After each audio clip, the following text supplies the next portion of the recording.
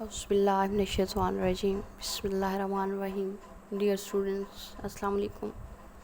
آج کا ہمارا موضوع نظم نعت ماہر القادری کا کلام۔ شاعر کا تعارف دیکھتے ہیں کہ ماہر القادری کا اصل نام منظور حسین تھا۔ سلسلہ قادریہ سے نسبت رکھنے کی وجہ سے القادری کو اپنے ادبی نام کا مستقل حصہ بنا لیا۔ انہوں نے تمام اصناف سخن میں طبع آزمائی کی۔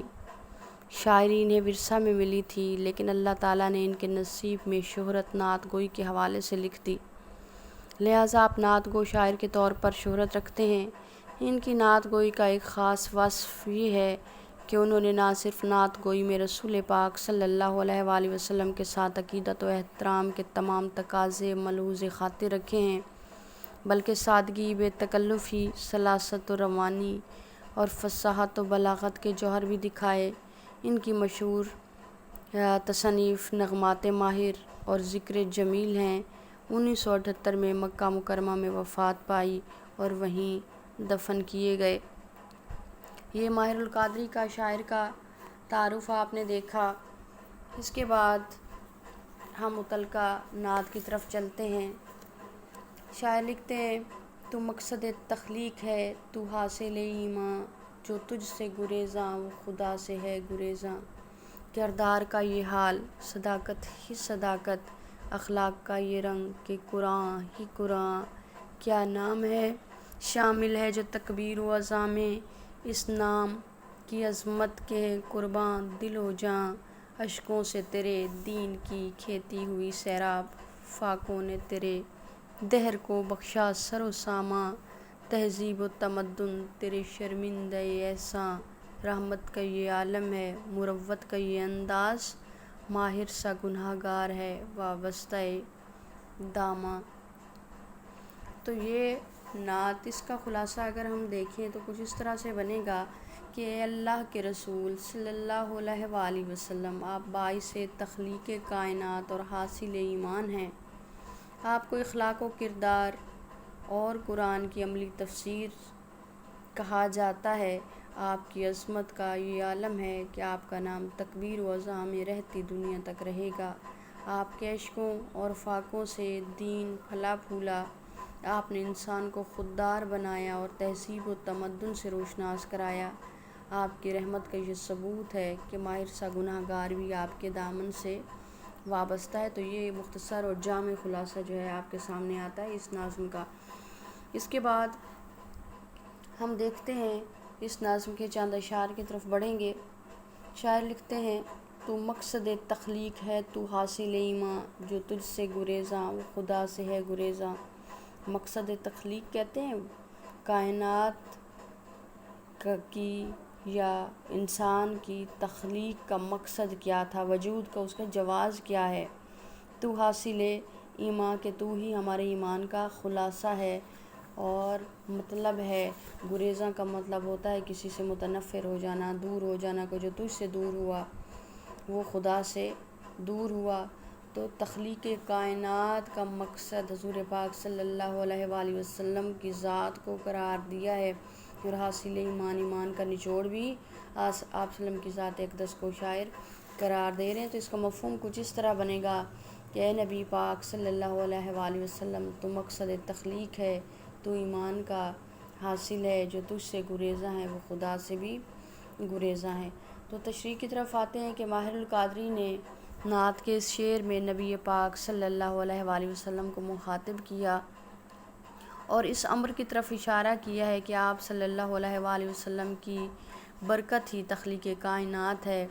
آپ صلی اللہ علیہ وسلم کی ذات بابرکات ہی تخلیق کائنات کا مقصد ہے، یعنی آپ کی ذات ہی وجہ تخلیق کائنات ہے، اور آپ صلی اللہ علیہ وسلم سے الفت و ایمان، محبت ہی ایمان کا حصہ ہے، خلاصہ ہے، نچوڑ ہے۔ حدیث قدسی میں اللہ پاک نبی پاک صلی اللہ علیہ وآلہ وسلم سے فرماتا ہے: لولاک لما خلقت افلاک ولولاک لما اظہرت الربوبیہ۔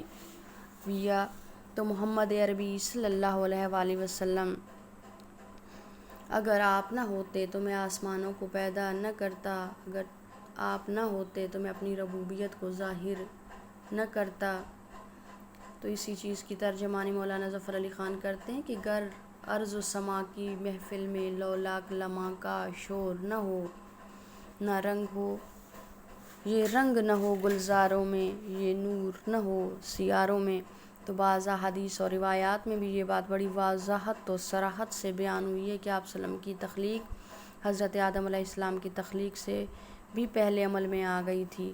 اس اعتبار سے تو واقعی آپ صلی اللہ علیہ وسلم کا وجود کائنات کی تخلیق کا مقصد قرار پایا ہے۔ اس کائنات کی تمام رنگینیاں، بزم آرائیاں، رونقیں، گرم جوشیاں، حرکتیں، حرارتیں آپ صلی اللہ علیہ وسلم کی وجہ سے ہیں۔ آپ ہی کی ہستی بابرکات ہماری ایمان کا خلاصہ بھی ہے، ہمارا دین بھی ہے، دین کی جان شان اور آن بھی ہے۔ تو آپ صلی اللہ علیہ وآلہ وسلم ہی کی ذات ہمارے لیے وسیلہ نجات ہے، اس دنیا میں بھی اور اس دنیا میں بھی۔ اس لیے شاعر آپ صلی اللہ علیہ وسلم کو ایمان کا خلاصہ قرار دے رہے ہیں۔ محسن کاکور بھی کہتے ہیں سب سے اعلیٰ تیری سرکار ہے، سب سے افضل میرے ایمان مفصل کا یہی ہے مجمل۔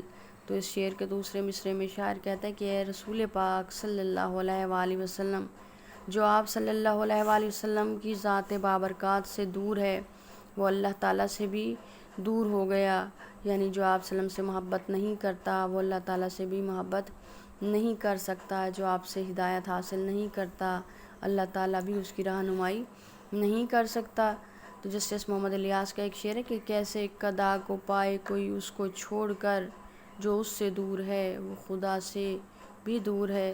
گویا اللہ تعالیٰ سے محبت اس وقت تک مکمل نہیں ہوتی جب تک آپ صلی اللہ علیہ وآلہ وسلم کی ذات سے محبت کو ایمان کا جزو نہ بنایا جائے۔ فرمان الہی ہے کہ اگر تم اللہ سے محبت کرتے ہو، فرمان حضور پاک صلی اللہ علیہ وآلہ وسلم فرماتے ہیں کہ اگر تم اللہ سے محبت کرتے ہو تو میری پیروی کرو، یعنی اس وقت تک ایمان والے تم نہیں ہو سکتے جب تک تمہارے دلوں میں میری محبت مال جان اولاد والدین اور دنیا کی ہر شے سے بڑھ کر نہ ہوگی، تو یہ تب تک ایمان مکمل نہیں ہو سکتا۔ طاعت نبی کی نقطۂ آغاز جس کا ہو، یا رب ہمیں نجات کا وہ راستہ ملے۔ حفیظ جلندری کہتے ہیں کہ محمد کی محبت دین حق کی شرط اول ہے، اسی میں ہو اگر خامی تو ایمان نامکمل ہے۔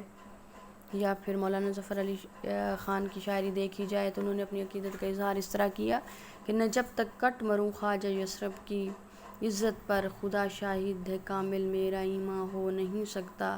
گویا لا الہ الا اللہ کہنا کافی نہیں جب تک محمد الرسول اللہ پر ایمان نہ لایا جائے، تو یہ ان کی محبت کو عبادت کا حصہ اور زندگی کا سرمایہ نہ بنایا جائے، اس وقت تک خدا نہیں ملتا۔ گویا جو کچھ ملے گا در مصطفیٰ صلی اللہ علیہ وآلہ وسلم کے وسیلے سے ملے گا۔ تو کہہ سکتے ہیں کہ شاعر نے اس شعر میں دریا کو کوزے میں بند کیا ہے۔ بلا شبہ یہ شعر شعری محاسن کا خوبصورت مرقع ہے اور آپ صلی اللہ علیہ وسلم کی محبت کا عکاس، مقصد تخلیق اور حاصل ایمان جیسے خوبصورت تراکیب کو شاعر نے اس میں استعمال کیا ہے۔ دوسرا شعر کردار کا یہ حال، صداقت ہی صداقت، اخلاق کا یہ رنگ کہ قرآن ہی قرآن۔ تو یہاں پر آپ صلی اللہ علیہ وسلم کی صفات کا ذکر شاعر نے کیا ہے۔ کردار کہتے ہیں عمل کو، فعل کو، اخلاق کردار سیرت اور خلق کی جمع، مراد اچھی عادات، صداقت سچائی۔ تو اس کا مفہوم بنتا ہے کہ آپ صلی اللہ علیہ وسلم کا کردار سچائی ہے اور آپ صلی اللہ علیہ وسلم کا اخلاق قرآن ہے۔ ماہر القادری نے اس شعر میں آپ صلی اللہ علیہ وسلم کی سیرت کی دو صفات کی طرف اشارہ کیا ہے، صداقت اور اخلاق۔ تو زبان سے سچ بولنا اور اپنے ہر عمل میں راست بازی کا مظاہرہ کرنا، جھوٹ سے بچنا، سچی اور صاف زندگی بسر کرنے کا نام صداقت ہے۔